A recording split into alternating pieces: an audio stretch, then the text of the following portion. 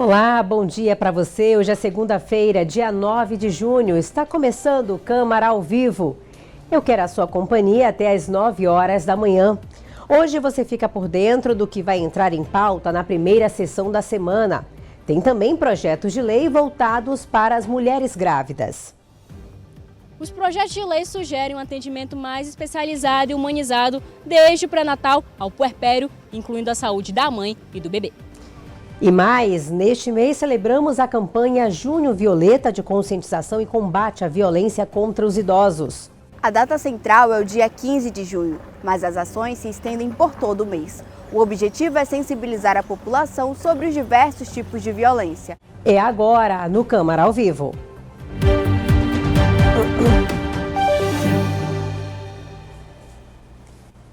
Um ótimo dia para você que está nos acompanhando aqui pela TV Câmara. Siga a gente nas redes sociais.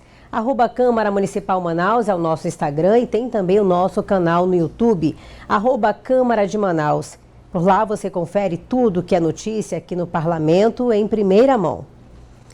E a gente já abre esta edição com informações ao vivo, porque logo mais tem sessão plenária. Michael Douglas já está com a gente e vai trazer os detalhes do pequeno expediente de hoje. Bom dia para você, Michael. Bom dia, Priscila. Bom dia a todos os telespectadores da TV Câmara, né? Que também quem nos acompanha pelo canal do YouTube aqui da TV Câmara. Priscila, de semana muito movimentada aqui, né? Muitas audiências públicas, muita reunião solene também, e tudo começa hoje com mais uma sessão ordinária aqui da Câmara Municipal de Manaus, aqui no plenário Adriano Jorge. Serão pelo menos 20 projetos de lei sendo deliberados na sessão de hoje. Ainda teremos antes o pequeno expediente, né? Esse momento aí voltado mais para o debate, onde os vereadores podem apresentar diversos temas. Depois seguiremos aí, né, para a votação da ordem do dia. Teremos projeto de lei do Executivo, também importante lembrar, né?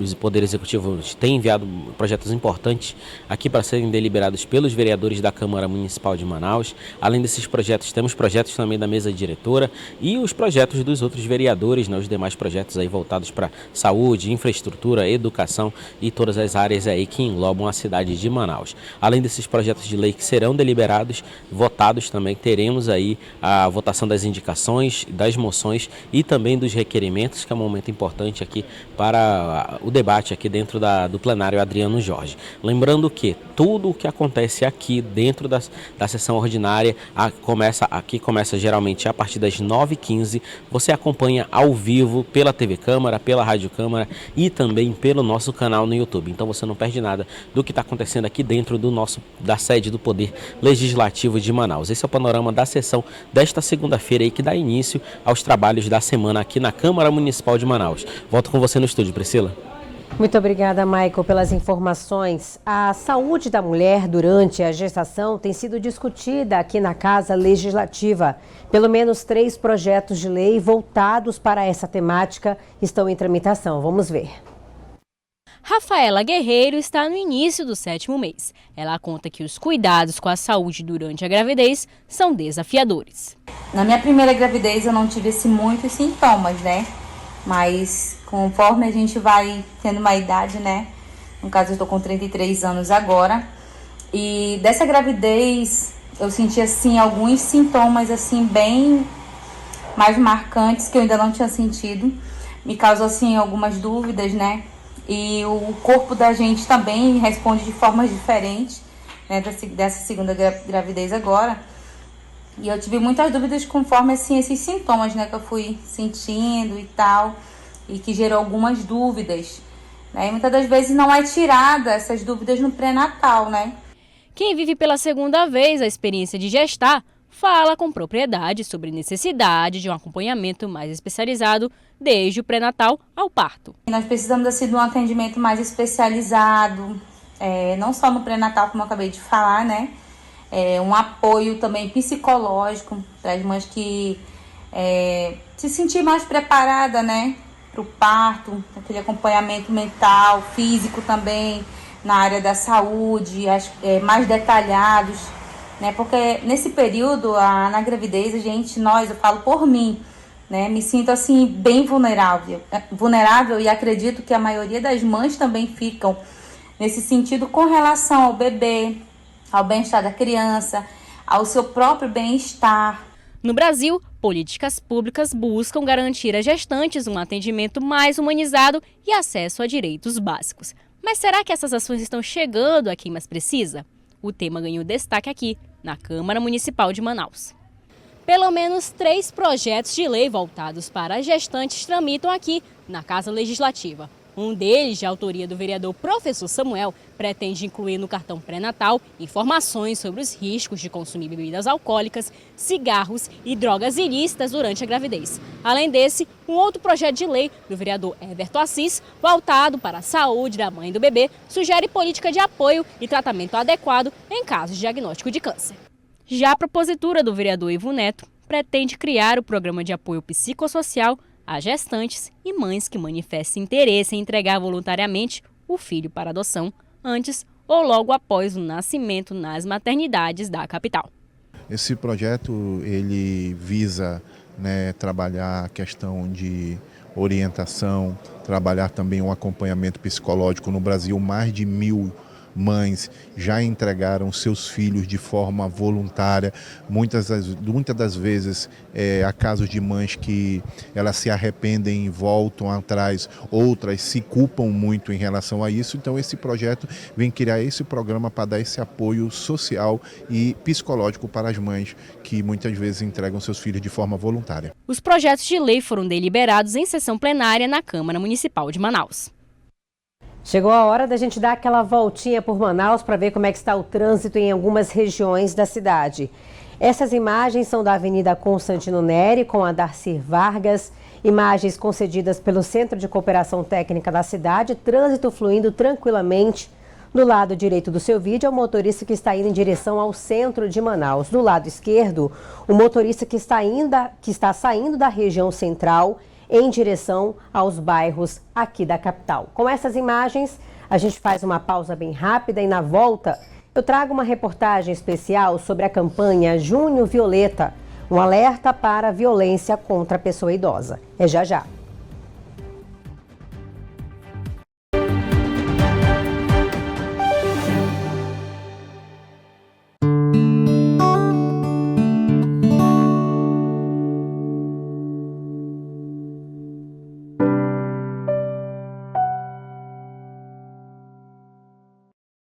Um pesquisador expert em disfunção cognitiva observou que a intensidade de inflamação no sistema nervoso central está associada ao risco de desenvolvimento de disfunção cognitiva em pacientes adultos com infecção generalizada, a sepse. Ele se pergunta como tratar este problema e busca evidências na literatura. Assim, ele encontra experimentos e estudos em fases iniciais sobre uma nova medicação, a K7986-alfa.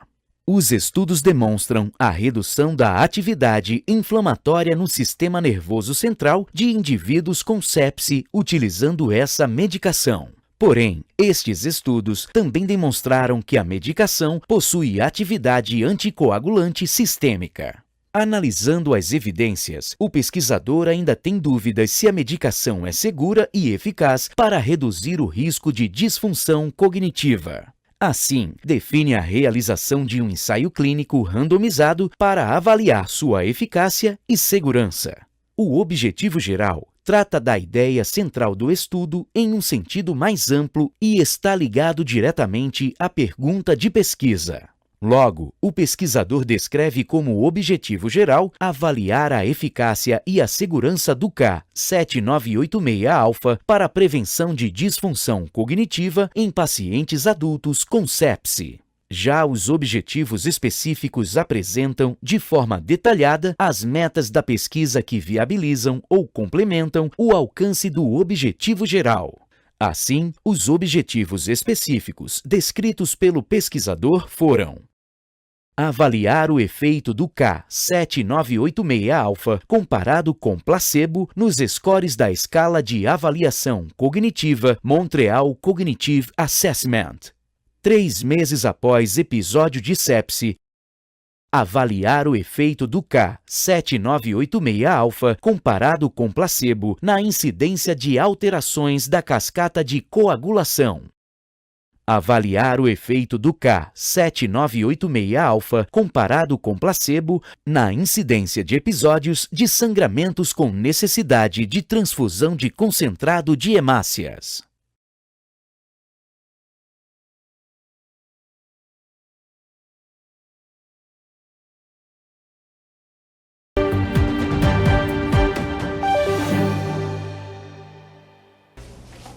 Já estamos de volta com o seu Câmara ao Vivo.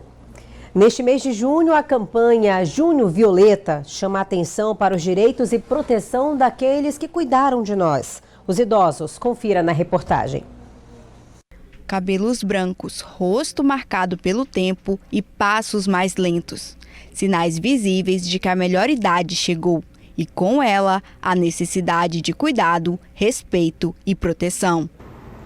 Os cuidados na terceira idade devem ser abrangentes e personalizados, visando preservar a autonomia, prevenir doenças e manter a qualidade de vida. Por exemplo, na saúde cognitiva, estimulação cerebral com leitura, jogos de aprendizado, aprender novo idioma e, quem sabe, um novo instrumento musical, controle de fatores de risco para a demência, controlar a hipertensão, a diabetes, a dislipidemia, avaliações periódicas com o médico e, se necessário, com o neuropsicólogo também são importantes. Além dos cuidados com a saúde, um outro alerta ganha cor, o Junho Violeta, campanha de combate à violência contra a pessoa idosa. A data central é o dia 15 de junho, mas as ações se estendem por todo o mês. O objetivo é sensibilizar a população sobre os diversos tipos de violência, como a física, psicológica, negligência, abandono e até mesmo a violência financeira, que pode ocorrer dentro da própria família. Em Manaus, a Fundação Dr. Thomas está à frente das ações de conscientização. Durante todo o mês de junho, a instituição promove uma programação especial com palestras, rodas de conversa, manifestações culturais e distribuição de materiais informativos. Essa programação começou hoje, lá no finalzinho da Avenida Itaúba, na Zona Leste, onde fizemos um ato público envolvendo alunos da rede pública municipal, do ensino fundamental e grupos de idosos. E esta programação segue durante todo o mês, com eventos de sensibilização nas garagens de terminais de ônibus, nos grandes shoppings e nas escolas onde estão nossas crianças e adolescentes. Nós vamos fazer vários encontros intergeracionais para debater com essas crianças a necessidade de se respeitar a pessoa idosa da nossa cidade. O diretor da Fundação destaca ainda a importância da denúncia em casos de violência. Não podemos nos calar. Precisamos denunciar através do Disque 165 ou do Disque 100.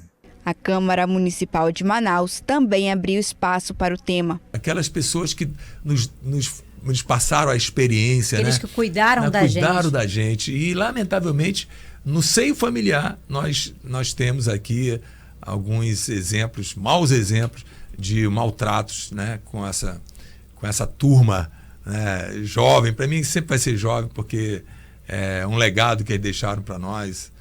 Nós temos que tratar bem os nossos idosos. Quanto mais se discute, mais se avança em políticas públicas. Quem já viveu tanto e cuidou de nós merece envelhecer com dignidade.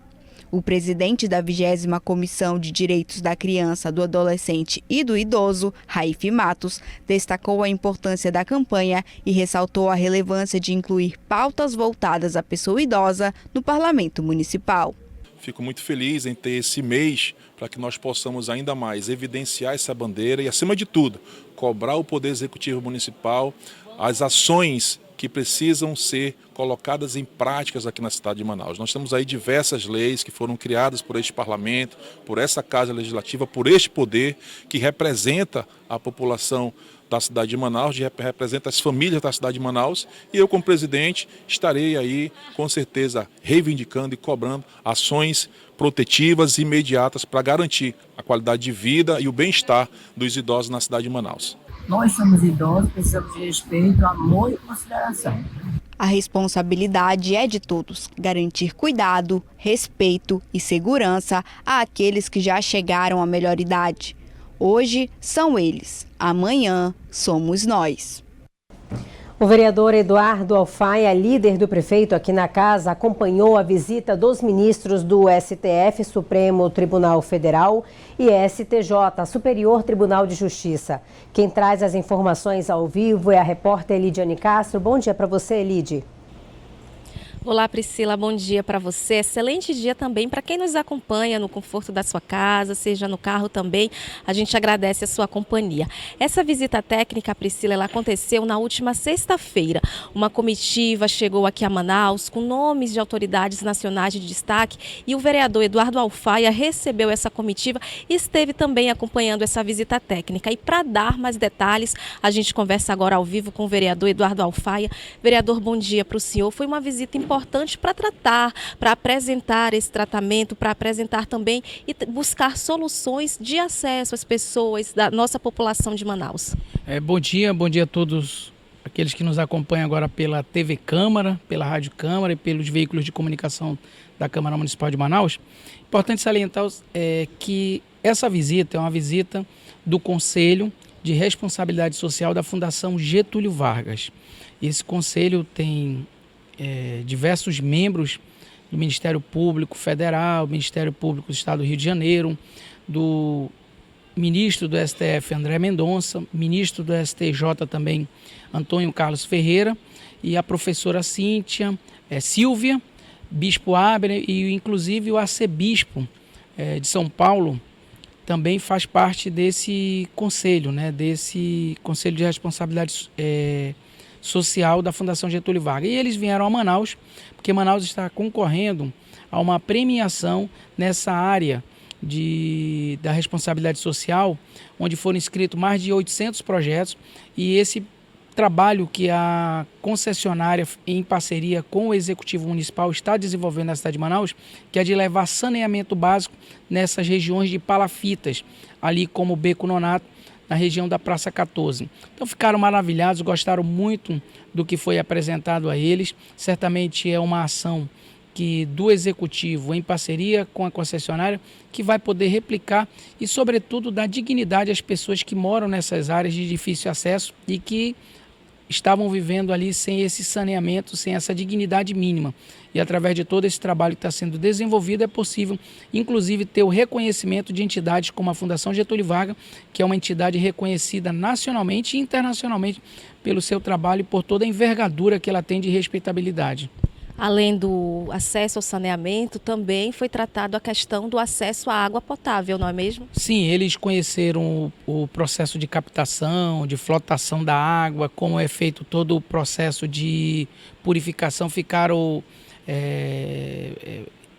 admirados com a forma que é captada a água, reconheceram ali todo o trabalho que é desenvolvido, inclusive com a retirada do lodo que depois é destinado à indústria de fertilizante. Então ficaram assim, a concessionária teve uma oportunidade para fazer toda a apresentação com pessoas, com os técnicos ali da empresa e até mesmo com os profissionais que estão há muitos anos desenvolvendo esse trabalho ainda anterior à privatização que aconteceu na cidade de Manaus. Então, assim, foi uma oportunidade única de se apresentar todo esse trabalho.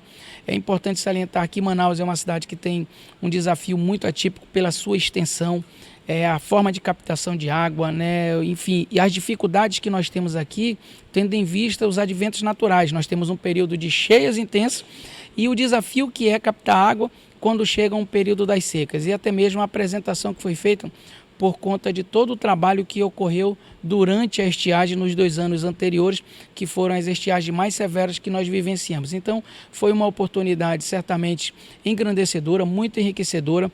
Eles ficaram extremamente maravilhados e gratificados com tudo que viram e reconheceram os avanços que nós estamos tendo hoje na cidade de Manaus, fruto de muito trabalho da gestão do Executivo Municipal e também até mesmo da concessionária. Tá certo, muito obrigada pelas informações. Priscila, eu volto com você. Mais informações a gente acompanha ao longo da nossa programação. Muito obrigada, Lidiane, pelas informações. Agora chegou aquela hora da gente dar mais uma voltinha por Manaus para ver como é que está o trânsito. Essas imagens são da Avenida Boulevard Álvaro Maia. Como vocês podem ver, trânsito tranquilo nessa região da cidade. Lado direito do seu vídeo é quem está saindo ali do Terminal 1 em direção à Avenida Paraíba, ao bairro da Cachoeirinha também. E do lado esquerdo é quem está saindo da zona sul da capital, né? Bairros como, por exemplo, Cachoeirinha, Praça 14, indo em direção ao centro da cidade. Essas imagens mostram a movimentação em tempo real, são imagens do Centro de Cooperação da cidade. E com essas imagens ao vivo, a gente vai para um rápido intervalo. Na volta, eu trago um documentário especial que fala da vida do artista plástico amazonense da Silva da Selva. Não sai daí que eu volto já já.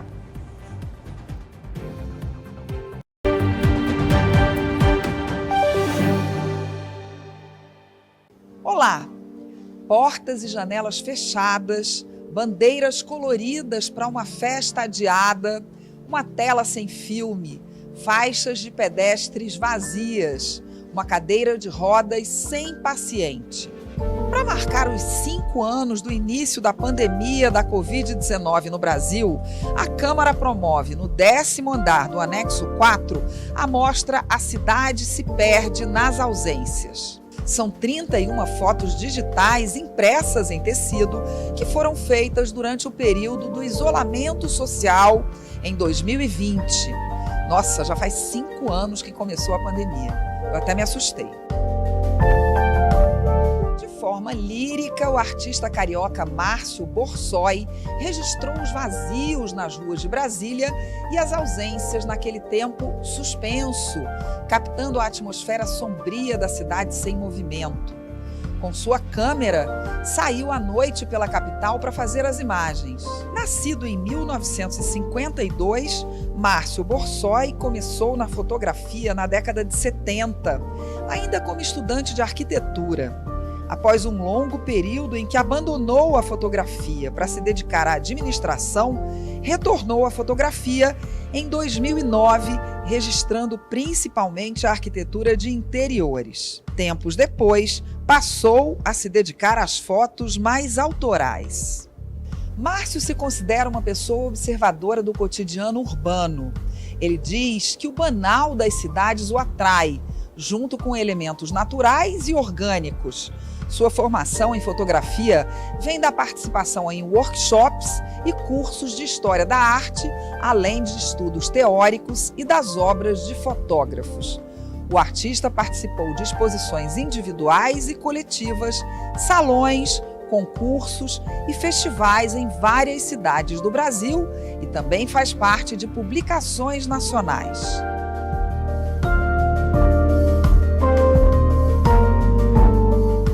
O produtor audiovisual Lua Alencar veio à Câmara por outros motivos, mas aproveitou para ver a exposição. Eu achei a exposição bem interessante, né? Traz essa temática do esvaziamento da cidade nesse período do Covid.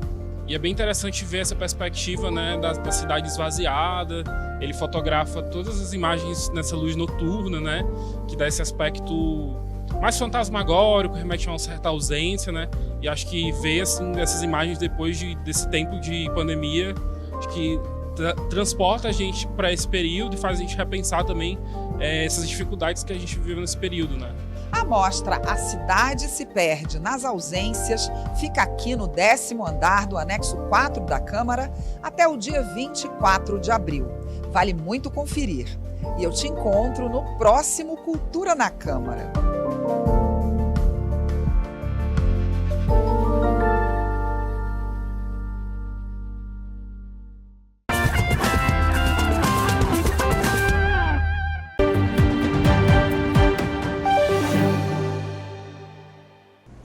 O seu Câmara ao Vivo já está de volta. As obras e o talento do artista amazonense da Silva da Selva foram reimaginados em um documentário feito pelo próprio sobrinho. Confira na reportagem de Michael Douglas. Arte, memória e floresta. A união desses 3 elementos compõe o documentário da Silva da Selva, sobre o legado do artista plástico e nome fundamental da arte amazônica, cuja trajetória é resgatada com lirismo, afeto e rigor histórico. O idealizador do projeto? O próprio sobrinho do artista. A ideia de contar a história da Silva da Selva surgiu há muito tempo, quase 20 anos, né? Nosso tio ainda era vivo. Ele é um grande artista, né? Pintou diversas técnicas, desenvolveu e tudo mais aqui, grande amante da Amazônia, ecologista. E a gente conseguiu tirar esse projeto do papel graças ao edital da Lei Paulo Gustavo, né? Então, a gente recebemos o recurso, a gente conseguiu fazer uma dedicação de 1 ano, fazendo pesquisas de campo, pesquisas no acervo da SEC, familiares, e a gente conseguiu executar esse documentário que foi lançado recentemente. Então, é uma obra que fala dessa paixão que da Silva da Selva tinha com a Amazônia, né? Através da arte, do seu olhar, e a gente espera que as pessoas se emocionem, conheçam mais ainda e valorizem a história de Da Silva. A narrativa do documentário ganha corpo com a presença potente do ator Moacir Freitas, que interpreta Da Silva da Selva, em cenas dramatizadas e inspiradas nos relatos e escritos do próprio artista. Excelente, lindo, maravilhoso. Eu pessoalmente amei o filme. Eu não esperava que esse filme saísse tão lindo. Foi muito bom. Ele, como documentário, ele atingiu o objetivo.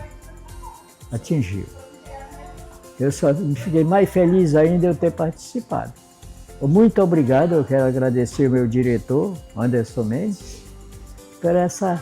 Eu não sei como você vai escolher num universo de artistas que nós temos aqui na Terra, você vai escolher logo o Velhinho Moa para honrar com esse presente. Eu fiquei muito feliz da vida. Da Silva da Selva pintou mundos, esculpiu sonhos e deu voz à própria natureza. Hoje, seu legado se transforma em um filme. Realizado ao longo de mais de 1 ano de intensa pesquisa, a obra mobilizou arquivos raros, materiais de acervo pessoal, registros em vídeos acumulados ao longo de décadas e depoimentos preciosos, incluindo a voz do próprio artista. Ao reconstruir esse percurso, o documentário se torna também um tributo à floresta, à arte e à força da imaginação amazônica. O tio, ele criava aquele universo, né?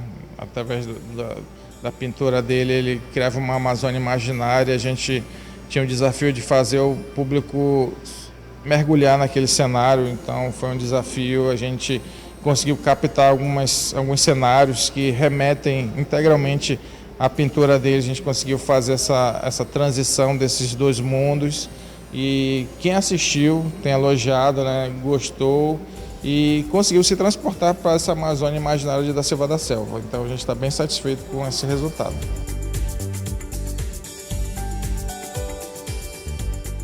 Sebastião Correia da Silva, conhecido como Da Silva da Selva, foi um artista plástico amazonense com mais de 600 obras e 42 exposições realizadas no Brasil e no mundo. Ecologista, escultor e autodidata, ele desenvolveu diversas técnicas próprias e nos deixou em 2013. Apaixonado pela Amazônia, ele percorreu a floresta em expedições artísticas e dedicou sua obra à representação sensível da fauna, flora e o imaginário amazônico. Em sua vida, doou mais de 500 obras ao acervo da Secretaria de Cultura e Economia Criativa do Amazonas. O que eu costumo dizer, tudo tem seu tempo, né? Eu considero Da Silva da Selva a minha obra mais pessoal, é a minha obra mais completa, né? Assim, o amadurecimento da minha carreira, né? Foram anos dedicados ao desenvolvimento de um projeto que esperou uma oportunidade de financiamento e a gente conseguiu tirar do papel. Então, assim, todas as técnicas empregadas, o desenvolvimento do projeto, a execução, a montagem, então estou super satisfeito com esse projeto.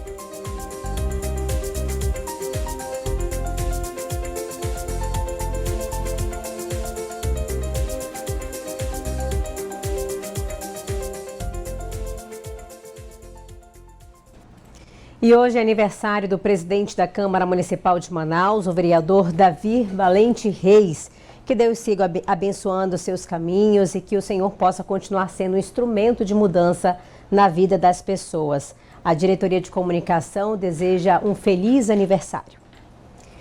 Por hoje é só, o Câmara ao Vivo termina aqui. Lembrando que no fim da manhã de hoje tem o Depois do Plenário. Eu trago um resumo do que vai entrar em pauta e vai ser discussão na sessão plenária de hoje. Até mais. Tchau.